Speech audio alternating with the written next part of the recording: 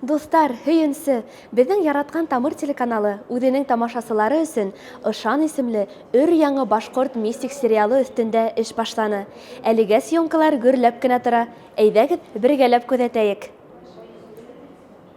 Сериалдың мистик булыуы ижади төркөмдө ниндәй генә сағыу локацияларға алып килмәй. Әлеге мәлдә съемкалар Star Wars лазер спорт үҙәгендә бара. Ниңә тап был майҙансыҡ тип һорарһығыҙ? Сәбәбе шунда. Сериал геройҙарының береһе компьютер уйындары менән бигерәк ныҡмауға һәм шул виртуаль донъяны күҙ алдына килтерер өсөн дә ошо урын әҙерләнгән. Әйткәндәй, Ышан сериалы өҫтөндә Тамыр телеканалының теккә ижади төркөмө эшләй. Режиссер Әҙилә Һунарғолова, операторҙар Руслан Бикбаев һәм Шамил Кәримов, продюсер Гөлшат Ғалиуллина, авторы Гөлназ Ҡолһарина. Беҙҙең сериал балаларҙы үҙ-үҙенә ышанырға өйрәтә.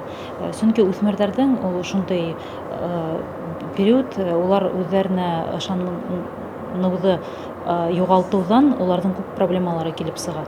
Улар барыһы ла яҡшы һамаҡ бит инде. Уларҙың ашарға аштары бар, кейемдәре бар, ләкин улар үҙҙәренең баштарында ниндәйҙер шул проблемалары уйлап табалар да, шуны менән йәшәп, улар башҡа тормош юҡ тип ҡайберҙә ныҡ төшөнөп китәләр. Һәм шулай булмаһын тип, беҙ мөмкин тиклем күп проблемаларҙа асығырға тырыштыҡ.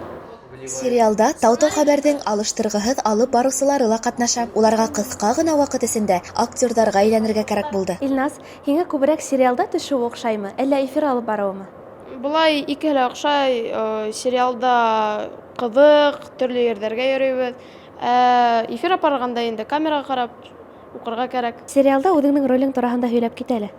Минең сериалда ролем Айҙар исемле малай. Ул виртуаль донъяға эләгеп, шунда сәйәхәт итә.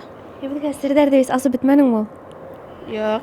Илназның геройы шәп образ. Серҙәрҙе, әлбиттә, ул һатмаһа ла, мин берәүһен асам. Сериалдың тағы ла бер үҙенсәлеге бар. Төп ролдә халҡыбыҙ легендаһының мотивы ете ҡыҙ уйнай. Әҙилә уларҙың береһе. Һин нимә, ипләберәк? Ҡулда һындыраһың бит? Әҙилә, сәләм. Сәләм. Һин сериалда ниндәй роль башҡараһың?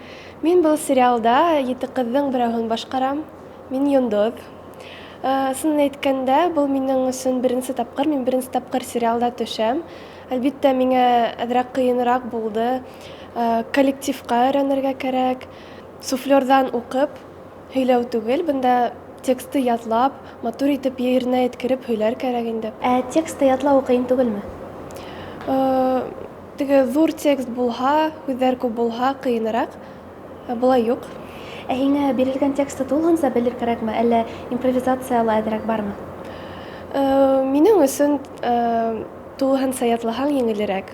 Съемкалар яйлап аҙағына ла етеп килә. Ә алда ижади төркөмдө тағы ла бик яуаплы эш көтә. Төшөргәндәрҙе монтажлау. 7 серия яңы йылға ҡарай әҙер буласаҡ тип көтөлә. Һәм ғинуарҙа инде иң талантлы апай-ағайҙарыбыҙҙың хеҙмәт емешен ҡарай аласаҡбыҙ. Дуҫтар, Ышан сериалы өҫтөндә эш нисек барғанын интернет селтәрендә күҙәтеп барырға мөмкин. Бәйләнештә һәм Инстаграмға инеп фотолар, видеоларҙы ҡарай алаһығыҙ.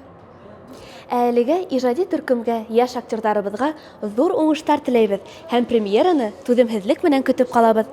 Гөлсәсәк Шәрипова, Александр Бикбаев, Тау-Тау хәбәр өсөн.